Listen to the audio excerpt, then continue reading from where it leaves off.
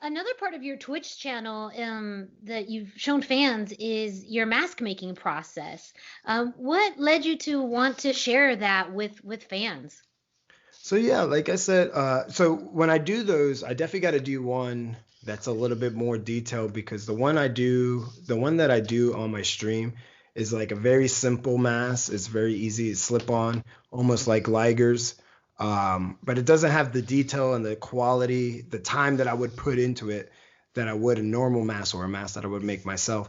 But I wanted to share that because I thought, even though I'm letting them into a little secret of mask making of luchadors and stuff like that, it's still leaving a little mystery because I'm not really showing them how it's done, or I'm not showing them a complete, the little ins and outs, the little details that it takes to make a mask professional to be used in a ring.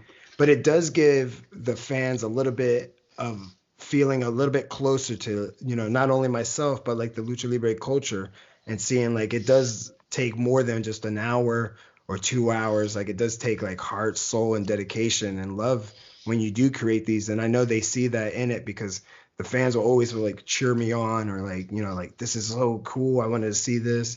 Or I'll let them pick the material that we'll use for the next mask. And they always like stuff like that. It really just lets us connect more.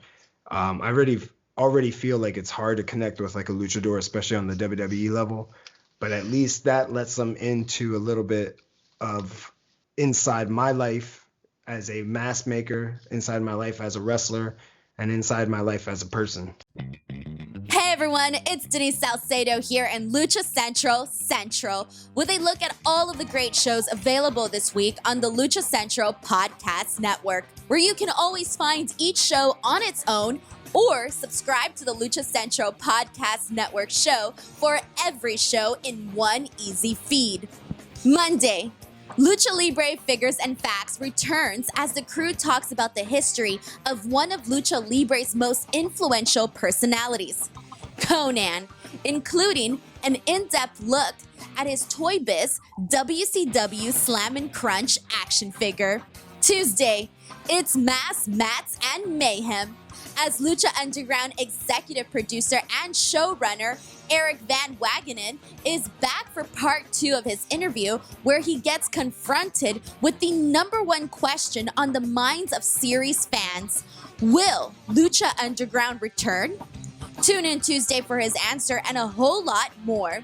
Thursday, on Straight Out of the Bodega, Papo Esco and Gabriel Ramirez are joined by WWE NXT referee Tom Castor, who trained for his career in NorCal and was part of many area promotions, including PWR, before his move to the international stage. The trio talks Tom's incredible journey leading up to his tryout, signing with WWE, and the road to recovery after his gruesome injury where his leg snapped mid-match, but he kept officiating until the end.